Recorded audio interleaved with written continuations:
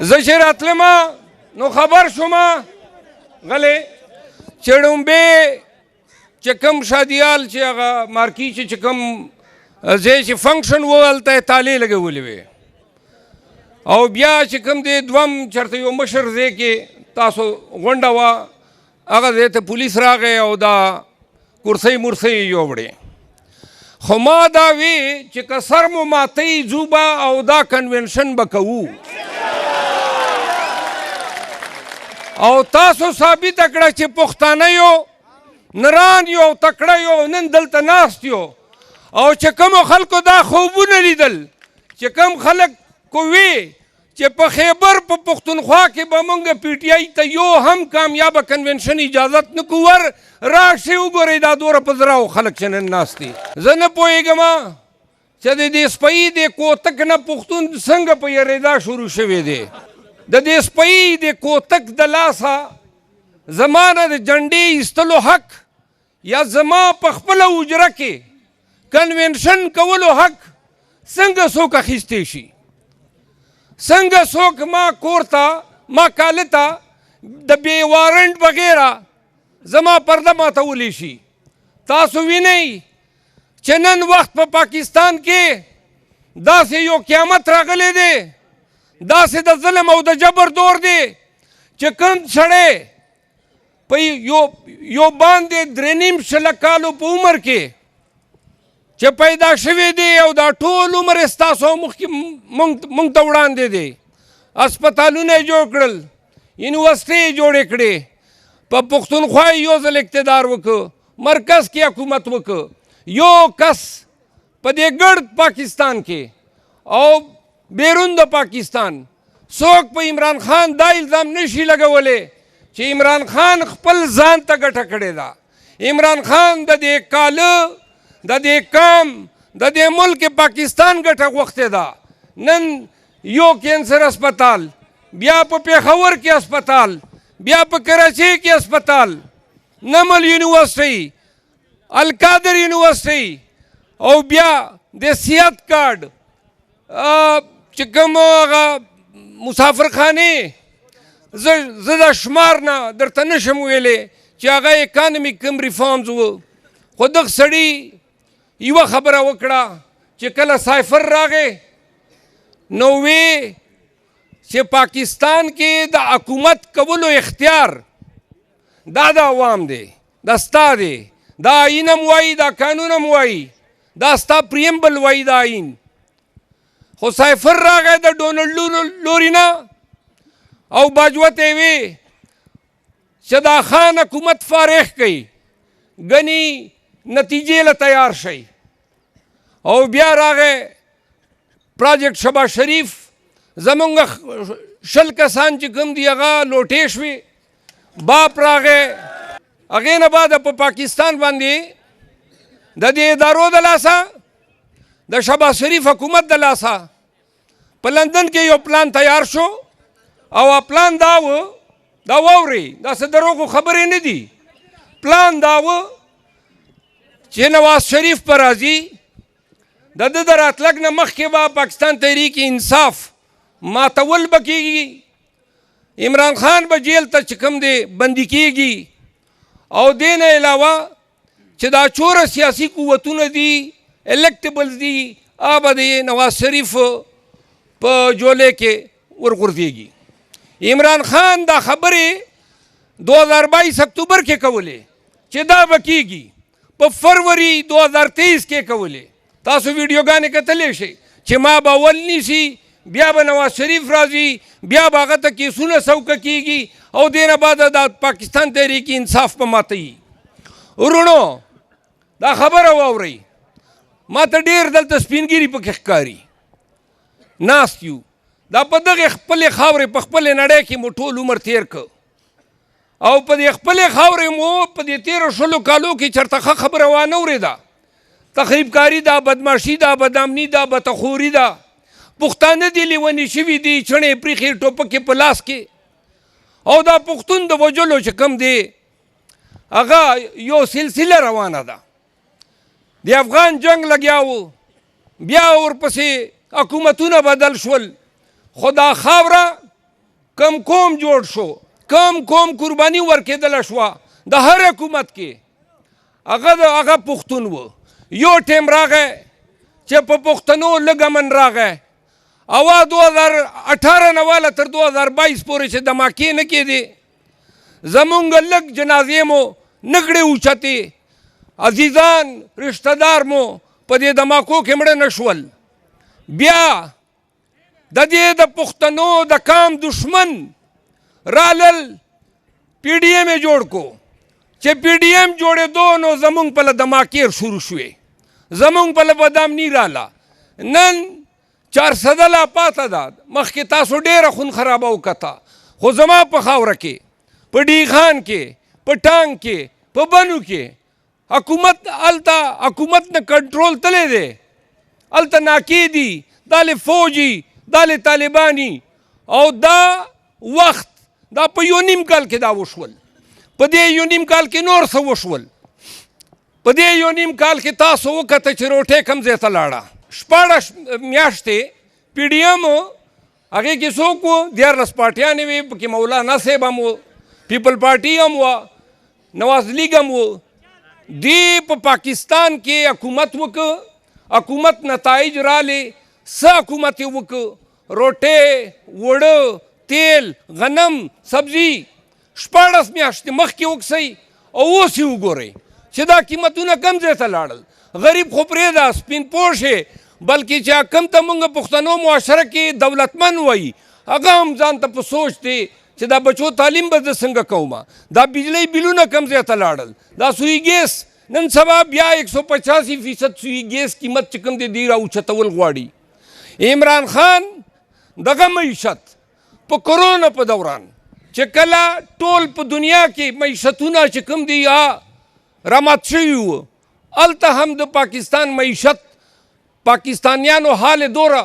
ځای ته نه و رسولی چې کوم په د 16 میاشتو کې دا پی ډي ایم حکومت وکړ. ښه دا خو یو طریقه وه. دومه طریقه دې شروع شول د تېر کال مهینه، سن 2022 مهینه، جناب په پاکستان تحریک انصاف باندې دا وطن پتنګ کو پرچې شروع شوې، تکلیفونه شروع شول. عمران خان او د عمران خان کډه، د هغه خویندې، د هغه ښځه، د هغه خوريونه ړومبنې د دو د جبر د ظلم شکار شول. دا کیسه راتله 18 مارچ ته ورسېده او دې نه بعده وزیر آباد واقعه وشوه او هغې نه بعده 9 مۍ وشوه. چې 9 مۍ وشوه نو پیپل پارټۍ او نون او جمعیت دا الکترانیک میډیا ته کېناستل او دا خبره شروع کړې وه چې پی ټي آی دهشتګرد دي، پی ټي آی شهداو توین کړی دی، پی ټي آی دا چاوڼۍ ماتې کړي دي. وی پی ټي آی چې کوم دی په جی ایچ کیو اټیک کړی دی او د 9 مۍ په نام باندې په موږ باندې، په تاسو باندې، په پاکستان تحریک انصاف باندې د لمر څانګه راټیټه کړه. عمران خان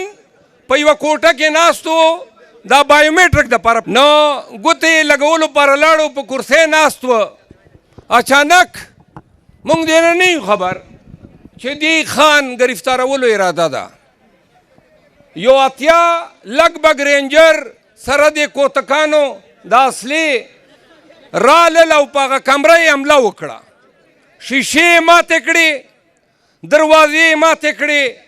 او کمرې ته وردن نه شول. نو هغه وکیلان هغوی ته یې په سترګو کې سپرې ور وکړې او خان کرسۍ ته لته ورکړه، هغه کرسۍ سره خان هم راوغورځېده او بیا خان توهین یې وکړ له د سټ د ګریوان د څه ورته وایي کالر نه راونیولو او چکولو یې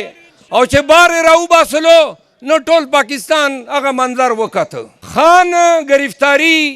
ډېر د توهینامیز په انداز وشوه. خان گرفتاری نه بعده په نیمه ګنټه کې مونږ های کورټ ته درخواست ورکړ چې بای دا های کورټ نه نیولې دی دا غیر قانوني گرفتاری ده لہذا پرېږدئ. چیف جسټس آی جی او دا راوغوښتل او هغې نه بعده ګنټه بیا 2 غنټې نورې تېرې شوې 4 بجې نه خلک راووتل په پاکستان کې احتجاج یې کولو چې زمونږ محبوب لیډر چې کوم دی تاسو په ظلم په جبر په بېعزتۍ ونیولو او هغې نه بعده 9 مئی په کومو حالاتو کې وشوه څوک لاړل چا دا کارونه وکړل خو ګوته یې مونږ ته ونیوله. سوال دا دی چې عمران خان ورته ویلي و چې راشئ ما په دغې طریقې گرفتار کوي. عمران خان ورته ویلي و چې بای ما توین داسې وکړئ او په کیمرو باندې د ملک او وطن او خلک ته ما وویني. بیا مونږ خو په نیمه ګنټه کې عدالت ته لاړو. که دا عدالت په ګنټه کې عمران خان پریښی وی نو دا 9 مئی به چېرته کېده. بیا 9 مئی په نام باندې ستا کور زما کور د ستا کاله د پنجاب د سند بلوچستان د پاکستان تحریک انصاف انسان سره د زناور نه بدتر سلوک وشو. بیا زنانو ماشومانو هغو سره چې کوم څه نن هم زمونږ زنانه په کوټلک په جیل کې بند دي او چې ضمانت یې وشي نو دا بغیرته پولیس ورشي او بیا یې ونیسي. او هغې نه بعده خان خو سپریم کورټ وویله چې د ده دا گرفتاري غلطه وه او خلاص یې کړ. هغې نه بعده ججان بدل شول نوي ججان ورته راوستل چې کوم ججانو سره د خان کیسونه و او آزادمند شو هغې ججانو نه کیسونه واخیستل شول نوي ججانو ته ور وسپارل. هغې نه بعده خان لاړه اټک جیل کې گرفتار شو. د عمران خان سره د دې خلکو د مینې اندازه ماته برطانیه کې ولګېده چې خلک پر راتلل او لاسونه به یې رانه ښکلول. تاسو ته اندازه نشته چې دا پړه لیکه کوم په دغه سړي باندې څومره مین ده. واورئ نون والو واړ عمر میډیا په دې استعمال کړه چې عمران خان قد کاټر چټ کو او واړ عمر په ده کې نکتې او ده کې کسورونه کتل. خو د پښتو یو شعر دی دا عمران خان ته ډالۍ کومه وی ستا د ښایست ګلونه ډېر دي ستا د ښایست ګلونه ډېر دي جولی مې تنګه زه به کم ټولومه. الیکشن را روان دی الیکشن ته انتظار کوئ ډېر ټکي او ډېرې کیسې به راځي. خدا خبره واورئ د 400 کې به دا ټیکټو تقسیم څرنګه پارټي پالیسي ده او بله ورځ خان راته ووایي چې ټول پارټۍ خلکو ته ووایي چې کم خلک دا واورئ پنجاب سند پښتونخوا ستاسو ته 400 پته ده ما ته تقریبا نیم پاکستان پته ده. داسې ځای نشته چې هلته څوک ووایي چې بله پارټۍ یې ګټي. تاسو به یوې خبرې ته ویښېږئ. دا خان وایي چې 8 فروری ته به په پاکستان په تاریخ کې دوره ووټر به چېرته پولینګ بوت ته نه تللی چې 8 فروری ته به ځي چې یو کس درنه پاتې نه شي. خو اصل کار تاسو دا ده چې کله الیکشن شیډول اعلان وشي